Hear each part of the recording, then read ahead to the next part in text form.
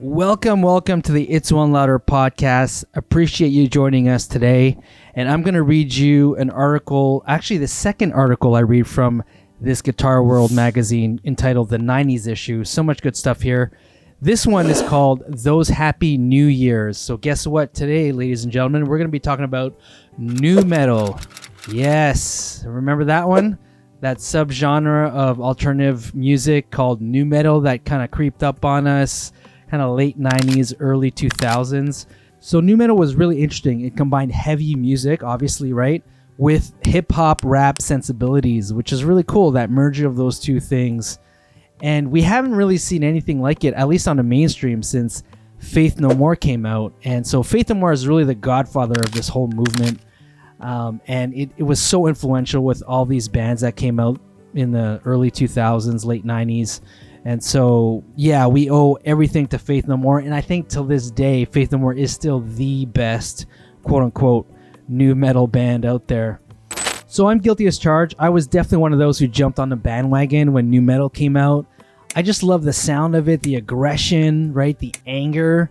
And every time you listen to nu metal, it seems like you want to just jump up and down and break something, you know? Don't tell me, scared. And what's cool about nu metal, for those musicians out there, you know, a lot of the songs, you know, you hear on radios like standard tuning, but nu metal bands actually tuned either a half step down or a lot of the times a whole step down. So like, for example, a band like Soundgarden, they're known for doing a drop D tuning, right? So a step down from standard tuning. But I think Korn was doing like drop C, so a full step down on top of that. So every time you heard Korn, it was like super low, and it was like it was coming from your gut, you know. And that was so cool, and I thought that was really original compared to all the grunge bands that came out just before that in the early 90s. Now, the thing that nu metal tried to do differently than the whole grunge movement prior to that is that there was no solos.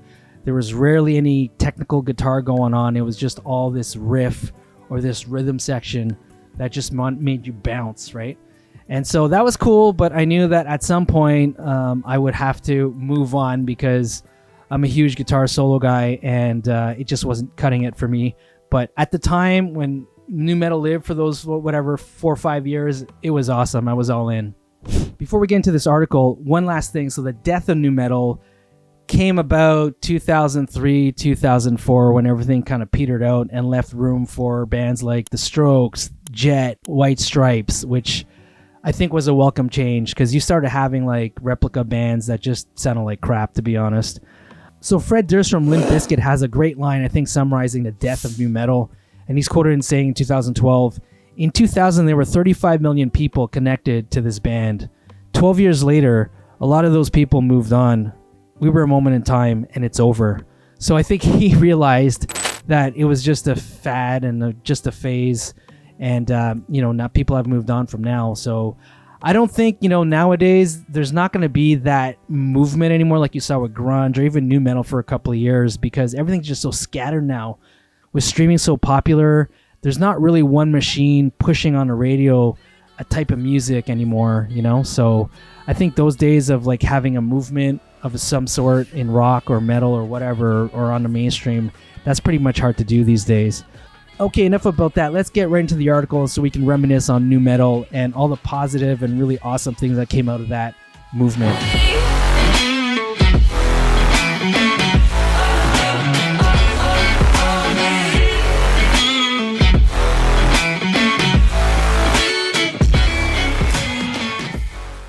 All right, so the title of this article is called Those New Years.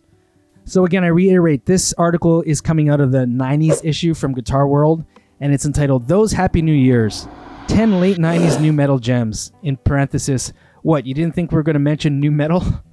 By Andrew Daly. In a decade looked back upon for trends that suffocatingly enveloped one another, nu metal may well be the most infamous of them all. Filled with baggy jean, backward hat wearing types, hello Fred Durst, who conjured the full gamut of emotions from eternal sadness to hyper-illicit wrath, nu metal set the stage for a generation of angst-filled musical fans to groan, moan, and sob along with. Of course, 12,000 of you might be wondering aloud, what is nu metal? And to be honest, with all the shade that's been thrown its way, combined with the fact that many of the bands labeled as such are so different, It's a bit difficult to define, but if we were to try, we'd say nu metal combines elements of heavy metal and hip-hop with lovely syncopated layers, dense guitars, and gloomy, but not really doomy, down-tuned guitars. Oh, and there are bits of grunge, funk, and just about everything else mixed in there. And for better or worse, we would mention the general aggression and anger that seems to run rampant through nu metal. Sounds fun, right? The guttural music of all the too short nu metal era will forever be trapped in the vacuum of the 90s, with those who lived through it being the genre's willing or unwilling victims. Though it's not always taken seriously, it's also not to be taken lightly. What follows are 10 90s nu metal albums worth a second listen, or something like that, if you dare. Alright, let's check out their top 10 here. I'm curious to see what you think about this. Admittedly, I have not listened to a couple of these albums here, but that's not to say they're not amazing. So let's just check it out. Okay, so number 10, The Fundamental Elements of Southdown, P.O.D, 1999. Before Youth of a Nation came along after Y2K, Christian meets nu metal outfit P.O.D's finest hour was 1999's The Fundamental Elements of Southdown. With rage-filled yet altruistic visions relayed through platinum-selling hits like Southdown, it was easy to get down with Marcos Curiel chugging atmospheric licks. Also of note, this record includes a trapped-in-time cover of U2's Bullet the Blue Sky, which, if nothing else, is a curiosity worth hearing at least once. Oh, that's cool. Number 9. Tonight, the Stars Revolt, Powerman 5000, 1999. Fueled by guitar duo M33 and Adam 12, Powerman 5000's Tonight the Stars Revolt was a weapon of mass destruction.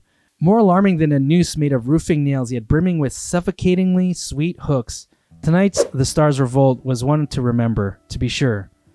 The group was unique if only for their apparent obsession with all things sci-fi en route to their biggest hit, When Words Collide. Number 8. Cold Chamber, 1997. Cold Chamber were early torchbearers of an impending nu metal scene, along with a few others. Released on the genre's commercial peak precipice, 1997's Cold Chamber obtained gold status, but the band has been mostly forgotten since. Never a group to dazzle, instead, tracks such as Sway found the LA natives brandishing an uber-simplistic approach, as evidenced by Miguel Rascon's rudimentary yet effective Telecaster-driven methods.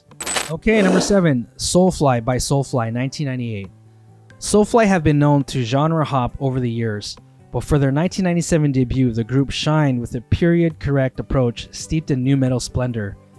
Jackson Bandiera and Max Cavalera trade guitar tricks throughout Soulfly, but most interestingly about this record is the array of guest stars scattered throughout. What self-respecting nu metal aficionado wouldn't love a roster featuring Dino Cazares, Chino Moreno, and Fred Durst, and more? Alright, number 6. Dysfunction by Stained, 1999. Nu metal suffers from several disorders, the most unfortunate of which is that many, people don't take it entirely seriously. But that was never an issue for Springfield, Massachusetts act Stained. Indeed, with Mike Mushok handling the fretwork, Stained were musically sound, but what truly set them apart was Aaron Lewis's depressingly stark lyrics, which covered just every grisly subject one could imagine. Pair that with semi-deranged cover art, and you've got a recipe for a nu metal-driven nightmare. Number 5, Around the Fur, Deftones, 1997. Now this is a band that I really dug back then. The members of Deftones, notably guitarist Stephen Carpenter, are a bit evasive when asked about their foray into nu metal. Sure, they've stepped away from the genre for the most part, but in the late 90s, few did it better, a trick on full display at 1997's platinum-selling Around the Fur. In truth, Deftones are often thought of as a cut above the rest of the field, and it's with good reason, considering Carpenter's ringing open strings, dissonant voicings, and deafening use of power chords in his polyrhythms. Yeah, for sure. They're awesome. They had a couple of really good hits on the radio back then. Okay, Slipknot. Yeah. Number 4, Slipknot by Slipknot, 1999. Widely considered one of the better metal albums of the past 25 years, it's no surprise to see Slipknot's 1999 self-titled effort still soaking up ink in rock's back pages. Though classified as quote-unquote nu metal, Slipknot also indulged their desires for expansiveness, injecting healthy doses of death, thrash, industrial, and speed metal into the nu metal mix. Purity and Frail Limb Nursery are remembered for issues pertaining to copyright infringement, but are lasting just the same. Problems aside, Corey Taylor showed his mettle as a songsmith, and Mick Thompson, Jim Root, and Joss Brainard attack on guitar was nothing short of seismic. I gotta say Slipknot, maybe because it came out in 1999, right in the whole nu metal thing, but I don't know if I'd consider them as nu metal. They were, I think, so much more than that. All right, number 2, down to the last 2. No surprises here. Significant Other, Limp Bizkit, 1999. Netflix's 2022 documentary Trainwreck, Woodstock 99 vividly reminded fans that break stuff was indeed the mantra for Limp Bizkit. Considering its rage-filled lyrical themes, which inspired the masses to tear plywood from the walls of outdoor concert venues and crowd surf to their destiny, yeah, you could say Significant Other was critical to the nu metal movement.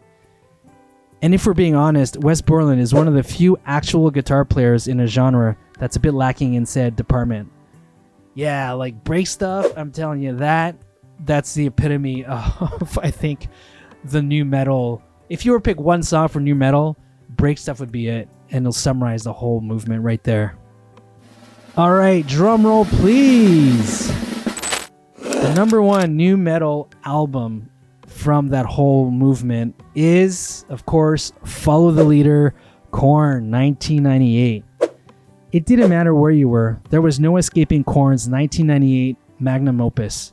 The album was popular from the get-go on the strength of Freak on a Leash, and the accompanying Family Values Tour was a boon, carrying Korn to 9 MTV Video Music Award nominations and 1 Grammy nod.